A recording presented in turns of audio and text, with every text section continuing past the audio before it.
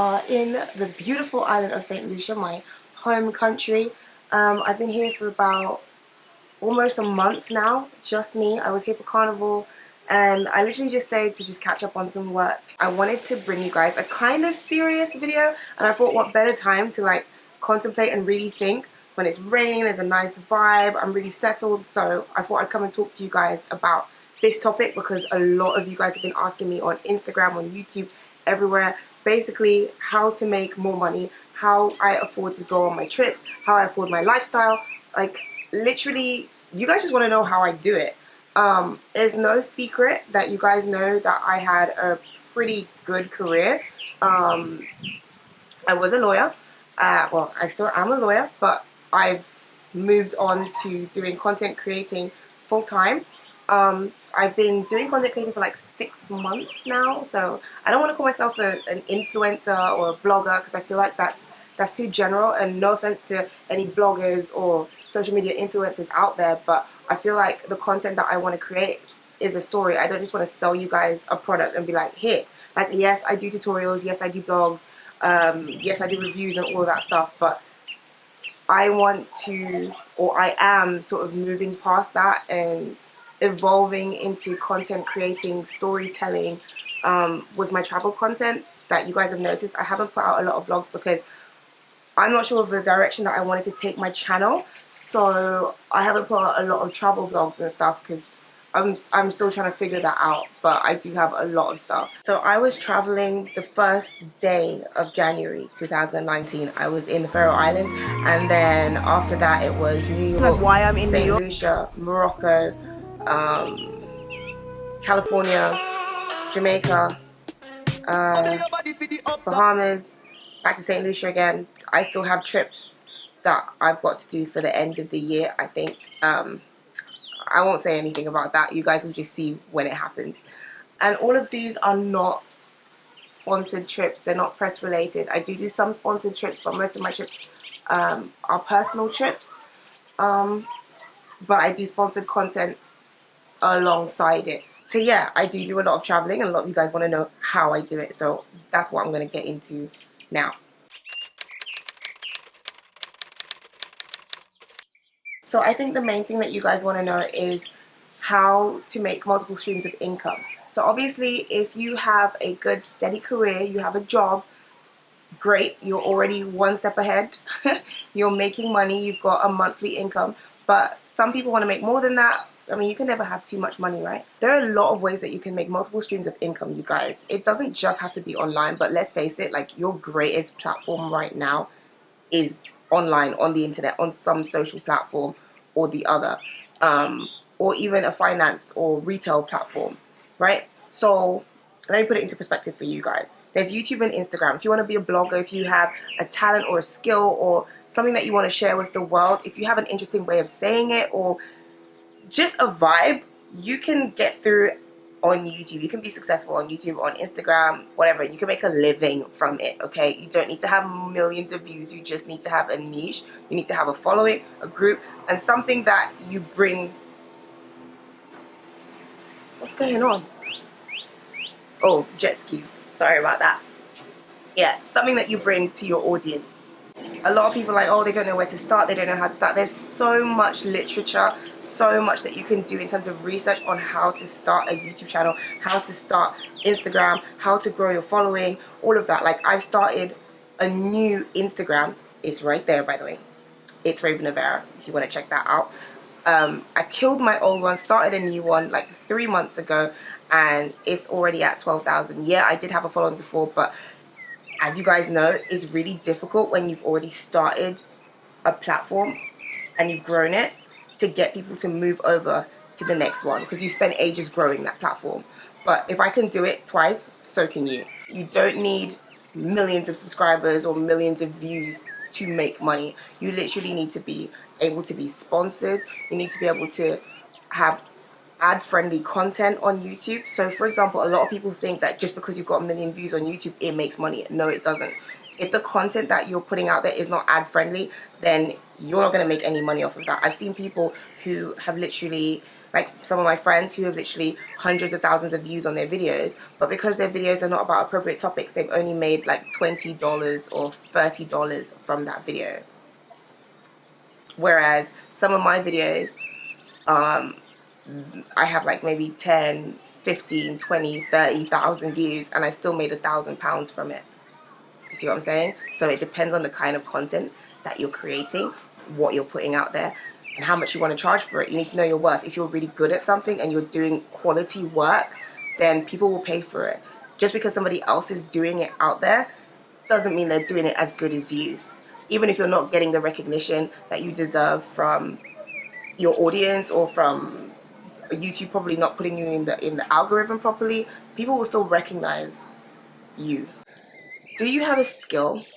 And I'm not talking about just talking or a talent for hosting or whatever. Like, that's YouTube. Let's move away from YouTube and Instagram and social media platforms. Do you actually have a skill, a usable knowledge base? Say, for example, you know how to edit videos. You know how to grade papers. Let's say you're an English teacher, you're a maths teacher, you're a French teacher. Whatever it is that you are skilled at, you can create a business around it. You can monetize it.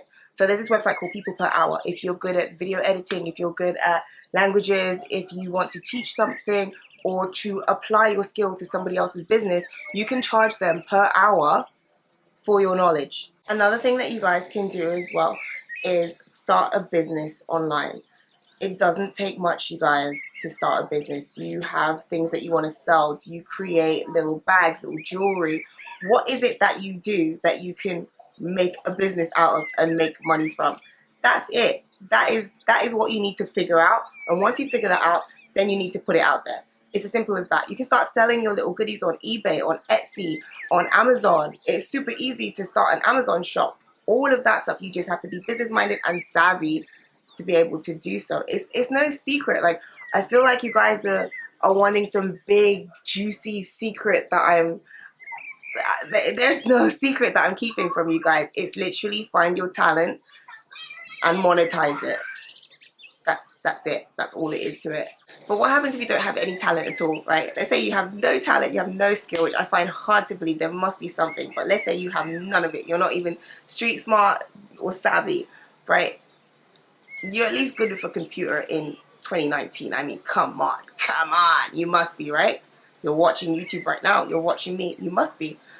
You can sell your old stuff online. Like, that's just one way to make another stream of income, right? That might not last forever. It might be a quick fix or cash in hand, but it's still a way of getting some extra money. And who knows, maybe you can actually turn that into a business where you buy and sell stuff on eBay. You can buy stuff for cheaper and sell it up as a marked price. Buying and selling on eBay is a thing. People have been doing it for many years and they actually have really lucrative businesses from it. So I would suggest that as well. Also, if you're a student, that's a really good idea, because there's going to be a whole bunch of stuff that you're going to finish using at the end of the year you're not going to need. You can sell it on to another student. They're always looking for stuff. If you have clothes that you're not using anymore or that you've barely worn, like my wardrobe is stuffed to the brim, that kind of stuff I would sell on eBay. I would advise as well to always buy good quality, high-end stuff so you can hold the resale value of that item. That's pretty much why I like luxury goods, because they hold their value.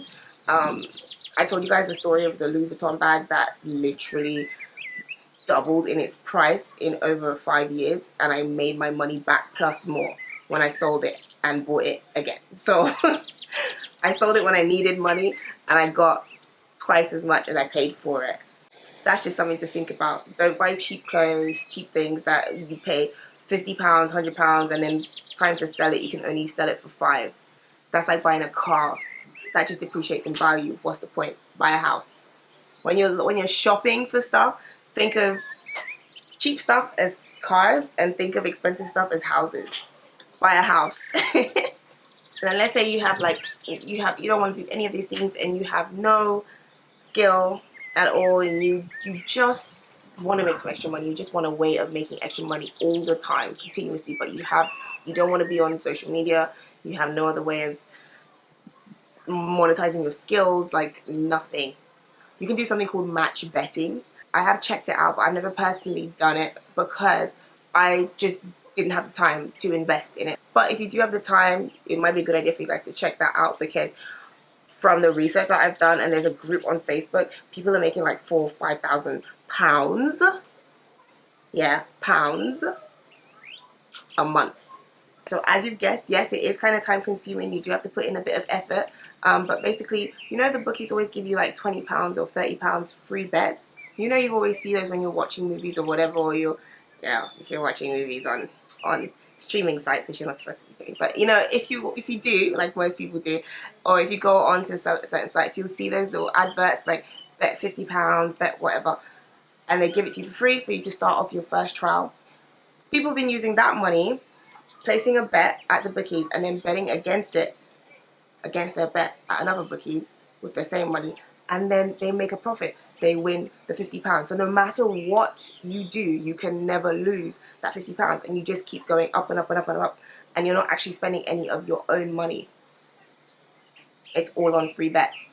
So you're making money using basically nothing. You're making money for free. That's something to really look into. And also in the UK, gambling and lottery kind of bets and those sort of things, your profits are tax-free, baby.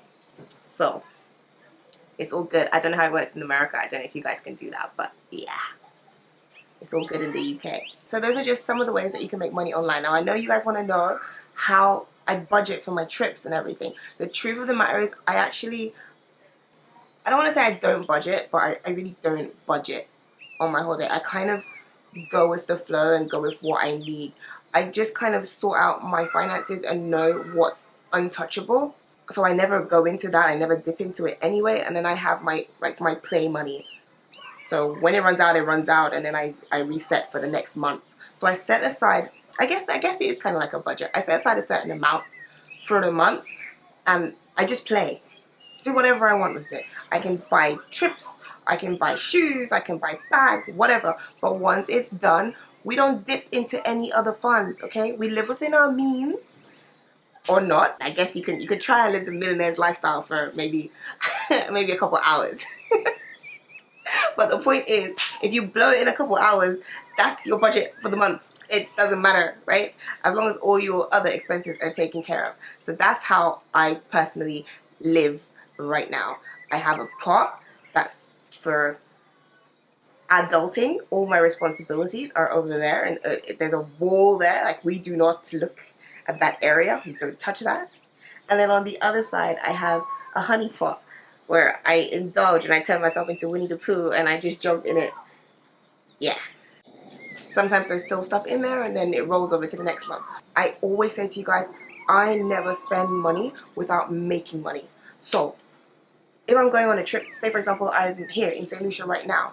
This trip wasn't sponsored. However, some of the content that I will be filming here will be sponsored. So whatever I've spent on the trip, I would make back from all my sponsorship. I think the most important thing for me about sponsored content is transparency. Like, I need to let the audience know that stuff is sponsored, and what I really think about it. Like, that's really important to me, to let you guys know exactly how I feel. Like, you guys know me, I have no bones in my tongue. I know that sounds really bad, but if I've got some shit to say, I'm going to say it. God damn it. That's how I feel, okay? Nobody is putting a gag on me or restricting me or censoring what I need to say, because I need to say it. Especially if something ain't right. Or especially if I really love something, then I'm going to let you guys know. But, yeah. But there's different kinds of sponsorships. There is gifting sponsorships and there's paid sponsorships. Like, gifting, you have to know how to work that, because you can't pay your bills with free makeup and freebies and free hair, and no. It's nice doing the blogging thing and being an influencer, because you have a level of responsibility to your audience, and you also have a level of responsibility to the brand in terms of giving your honest opinions on both sides, so that one, your audience gets the greatest benefit because they get to see you try on something, especially if you look like them. They can relate to you, so you guys know exactly what you're getting. And if I like it, and you guys know my personality, then most likely you guys will like it. If I don't like it, then the brand gets good feedback and how to improve on their quality. So that's always a benefit. that is always a benefit. So that's how I make my money. That's how I travel. I buy my trips myself, and I work while I'm here. And then also whatever personal videos that I create, and if I choose to share them on YouTube, then I get advertising revenue from that as well. So if you want to start a YouTube channel, if you have something to say, if you want to make some extra money, but I would say if you're going into YouTube just for the money, like YouTube right now is so competitive that I wouldn't go and do it just for the money. Like it's not worth it if you're going to just for money. Like if you're doing it for the love of YouTube and creating content and you want to grow and you just like the artistry of it, then great, go for it. I love YouTube. I love making videos. I love the content, the artistry aspect, the creativity of it. But I have been not censoring myself because, as I said, like you're not going to stop me from giving my opinion of a product or a brand or whatever. But in terms of like creating personalized vlogging content, which has nothing to do with brands anyway, that I've been censoring. I've been pushing that aside because it's draining sometimes. Like I want to share these things because it's just so nice to be able to share your happiness and capture it. But at the same time, people are just so jealous and hateful and negative that it just makes you not want to do that. Like, why tarnish your memories, you know?